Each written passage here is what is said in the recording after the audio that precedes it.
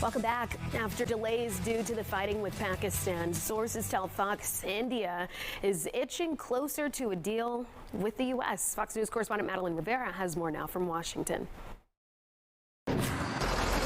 President Trump says countries from all over the world are rushing to make new deals as the tariff war continues.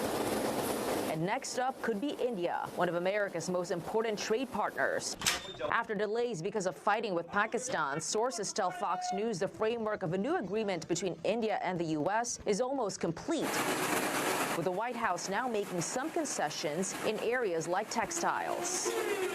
We're not looking to make sneakers and T-shirts. We want to make military equipment. We want to make big things. We want to do the AI thing. But sticking points remain, like electronics manufacturing, which the president wants brought back to the U.S. He is wanting to see them have that manufacturing capacity done here in the United States. We're not looking to have it move from China to India. But the tariffs are also pushing some American allies towards adversaries like China. This week, a coalition of Asian and Gulf leaders signed new trade deals with Beijing. The collective scale offers vast opportunities to synergize our markets, deepen innovation, and promote cross-regional investment. And in Europe, the clock is now ticking after President Trump put a temporary pause on the 50% tariffs proposed for the EU. He says negotiations are going well and Europe is ready to, quote, advance talks swiftly. More time is always useful if you're trying to get to a deal. It's a way for talks to resume again. Italy's prime minister is reportedly trying to organize a sit-down between Trump and European leaders next month. In Washington, Madeline Rivera, Fox News.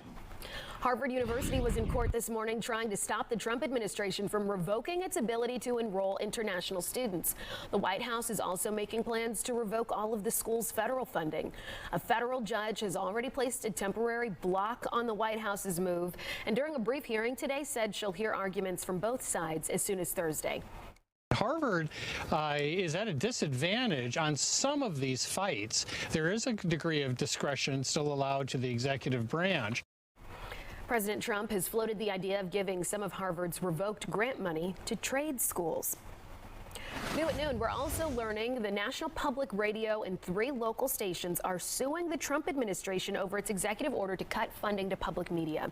The suit alleges President Donald Trump's attempt to defund NPR is a, quote, clear violation of the Constitution. Earlier this month, Trump accused NPR and PBS of bias. His executive order called for the Corporation of Public Broadcasting to stop funding the 2 entities. PBS says it's also preparing to take legal action against the administration, but is yet to file an official suit. They're not going to be as potent as they